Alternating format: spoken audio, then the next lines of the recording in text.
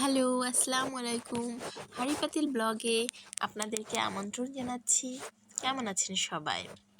আশা করছি সবাই ভালো আছেন। আজ আমি আপনাদের বুটের ডাল চর্বি দিয়ে রান্না করে দেখাবো। এই তো বুটের ডালগুলোকে আমি ভিজিয়ে রেখেছিলাম আধা ঘন্টা। এরপর এটা আমি ধুয়ে পরিষ্কার করে নিচ্ছি। আমি এটা প্রেসার কুকারে রান্না করব। প্রথমে পরিষ্কার করে ডালগুলোকে দিয়ে দিলাম। আমি এখানে প্রায় হাফ কেজির মতো ডাল নিয়েছি। বুটের ডালটাকে আপনারা যদি আমি আধা ঘন্টা রেখেছি, আপনারা 1 থেকে 2 ঘন্টা ভিজিয়ে রাখেন, তাহলে রান্নাটা আরও সহজ হবে এবং তাড়াতাড়ি হবে। আর পানিতে ভিজিয়ে রাখলে এর ভিতরে যে ময়লাগুলো থাকে সেগুলো খুব সহজে সুন্দরভাবে পরিষ্কার হয়ে যায়। তো আপনারা চেষ্টা করবেন একটু সময় করে ভিজিয়ে রাখতে। এরপর এগুলো ধুয়ে সুন্দর করে পরিষ্কার করে তারপরে রান্না করতে। তো আমি এখানে প্রেসারে আগে সমস্ত মশলা দিয়ে সিটি দিয়ে নিব। এরপরে এটা আমি কড়াইয়ে রান্না করব। তো রেসিপিটা পুরো দেখতে আমার সাথে থাকুন, আশা করছি হতাশ হবেন না। তো এই তো ডালগুলো আমি এখানে দিয়ে দিচ্ছি। এখানে ডালগুলো ধুয়ে দিয়ে দিলাম। এরপর আমি একে একে এখানে মশলাগুলো দিয়ে দিব। আমি এখানে দিয়ে দিব গোটা দারচিনি। এগুলো মশলাটাকে আমি ধুয়ে নিয়েছি, যেহেতু দারচিনিতে একটু ধুলাবালি থাকতেই পারে, বাহিরে মশলাগুলো থাকে, একটু পানিতে ধুয়ে দেবার চেষ্টা করবেন। তো দারচিনি দিয়ে দিলাম। এরপরে আমি এখানে দিয়ে দিব সাদা এলাচ বা যারা বলেন ছোট এলাচ, 3 টুকরো দিয়ে দিচ্ছি। আপনারা চাইলে এটাকে শিলপাটায় একটু থেতো করে দিতে পারেন, এতে করে ফ্লেভারটা আরও সুন্দর আসবে।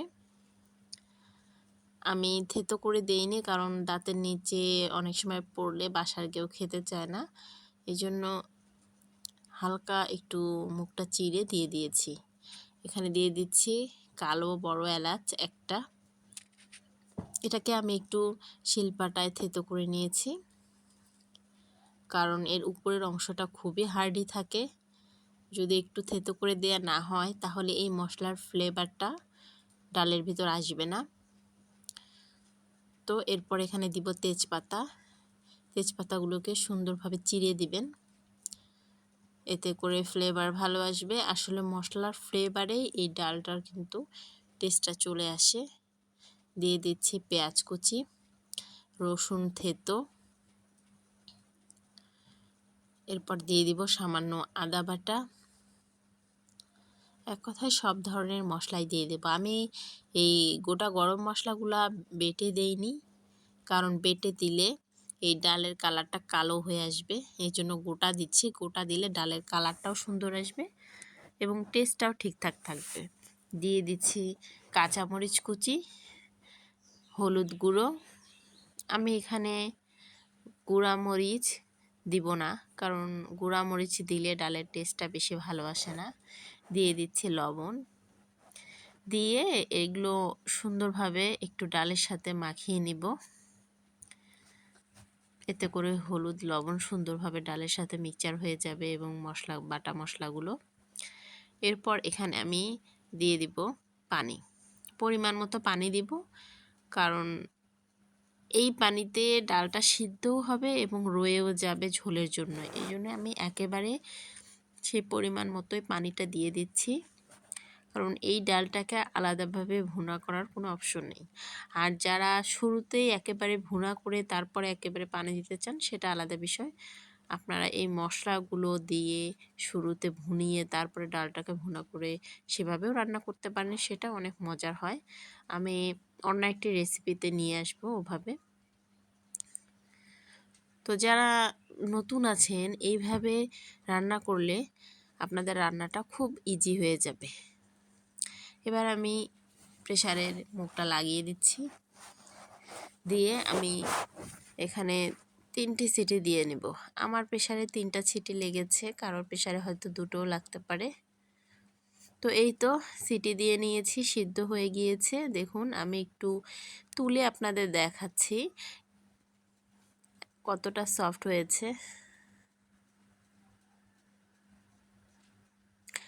এটা ডালটা দেখতে মনে হচ্ছে গোটা গোটা আছে, ডালটা আসলে দেখতে এমন গোটা গোটাই থাকবে, কিন্তু একদম তুলতুলে হবে। দেখুন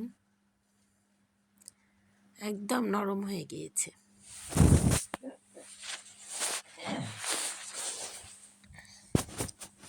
তো এখন আমি প্রেসারটা নামিয়ে একপাশে রেখে দিলাম। অন্যদিকে কড়াই গরম করে কড়াইয়ে তেল দিয়ে দিলাম। তেলটা যখন গরম হয়ে আসবে তখন এখানে দিয়ে দিব পেঁয়াজ কুচি।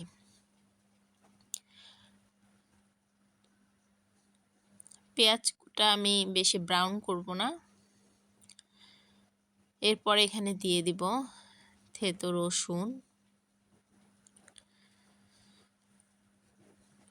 যেহেতু আমি এখানে চর্বিটা ভুনা করব,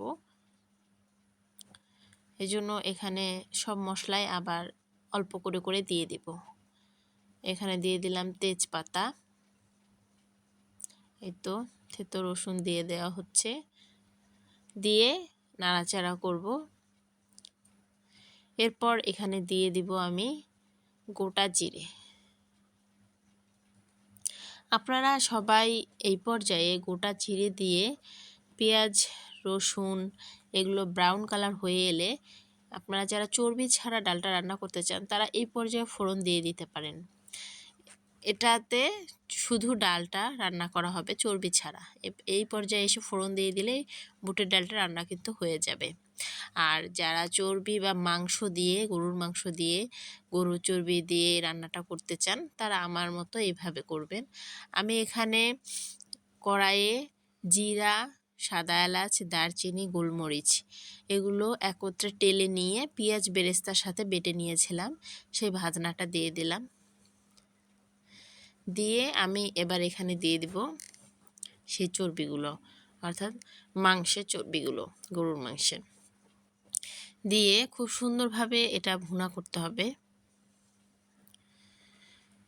চর্বি থেকে তেলগুলো যেন বের হয়ে আসে সুন্দরভাবে। আর এটা ভালোভাবে ভুনা না করলে চর্বির যে একটা বাজে গন্ধ থাকে সেটা রয়ে যাবে, আর এটা রয়ে গেলে ডালটা খেতে মোটেও ভালো লাগবে না।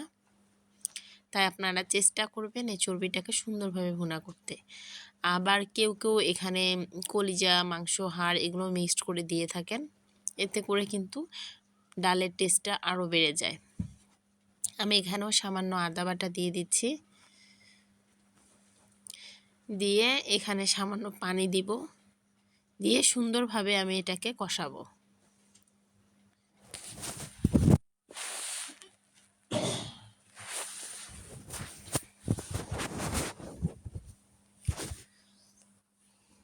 এটাতে আসলে ঢাকনা দিয়ে ঢাকার কোনো প্রয়োজন নাই, এভাবেই ঢাকনা খোলা রেখেই সামান্য লবণ দিয়ে ভালোভাবে ভুনাতে হবে।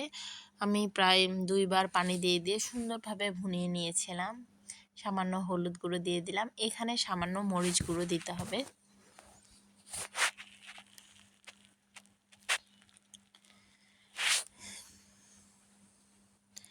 এই তো মরিচ গুঁড়ো দিয়ে দিলাম, দিয়ে আমি কষাচ্ছি। জালটা হাই হিটে রাখবেন, এখানে লো হিটের কোনো প্রয়োজন নেই, কারণ রান্না করতে করতে চর্বিটা অটোমেটিক এইভাবে গলে যাবে। আমি কিছু কাঁচামরিচ দিয়ে দিয়েছিলাম। দেখুন কষাতে কষাতে চর্বির কালারটা ঠিক এর পর্যায়ে চলে আসবে, তখন আমি ডালগুলো এখানে ঢেলে দিব। খুবই মজাদার হয় এভাবে ডালটা রান্না করলে। নর্মাল ডালের চেয়ে এই ডালটা অনেক টেস্টি হয়। বিশেষ করে যারা এই যে ঈদের মধ্যে হলে এরকম মাংস চর্বি একত্রে দিয়ে রান্না করে ডালটা খুবই টেস্টি হয়।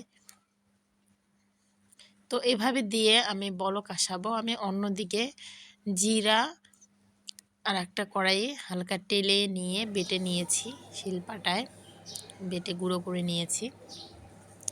শুধু জিরে গুঁড়াটায়, ভাজা জিরে গুঁড়াটা আমি এখন এই যে ছড়িয়ে দিব।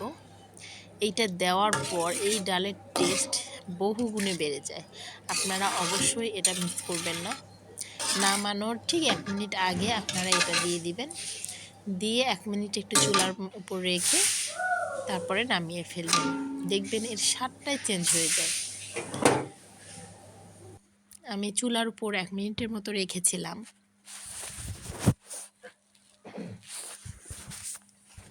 এই তো হয়ে গেল মজাদার স্বাদের চর্বি দিয়ে বুটের ডাল ভুনা।